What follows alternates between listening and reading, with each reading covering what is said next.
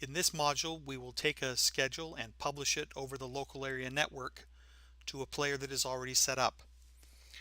In earlier training, we've discussed the various publishing methods that are available to you. You can publish direct to a memory card.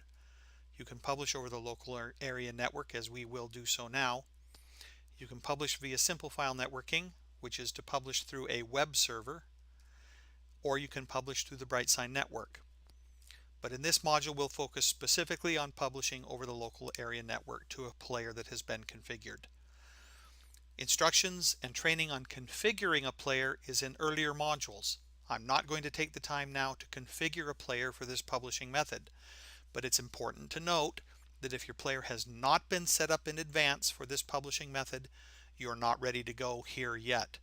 First, review the content on setting up a player for local network publishing, and then you'll be able to publish over your local area network. Here we are at my desktop. I'll start BrightAuthor, which will open by default to an empty calendar. I'll open the calendar that I wish to publish.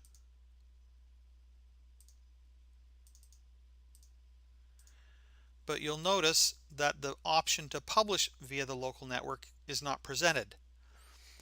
People often complain about this. In fact, we get calls to our support saying, why isn't this allowed? And it's simply a matter of going to your edit menu, choosing BrightAuthor application preferences, and making sure that publishing over the local network is allowed.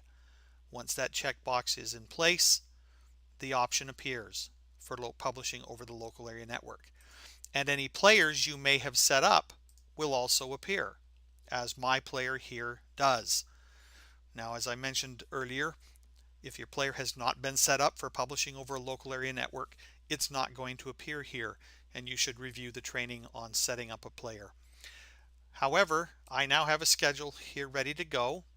I've got a player ready to receive the schedule, so it's simply a matter of hitting publish. This will take a moment because these contents need to be written over the local area network to my player.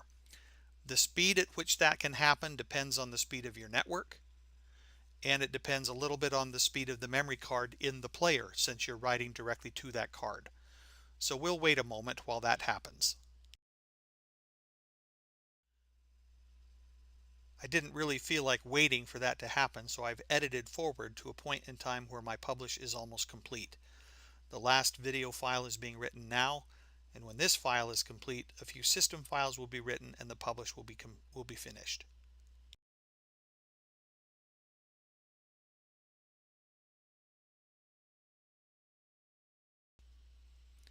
Okay, I've published to that player on my local area network.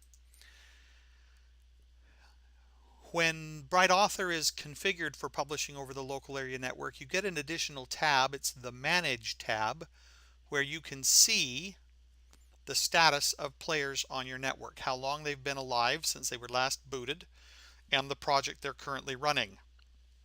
This is comforting to know that this player is running the Training 1 project, because it should be. The Training 1 project was scheduled to run all day, every day. So the publish is complete. If I want to make a change, I can publish anything I wish to run at any time I wish, simply by choosing the project, scheduling it, choosing the player, and hitting publish. Some projects are very small and publish very, very quickly.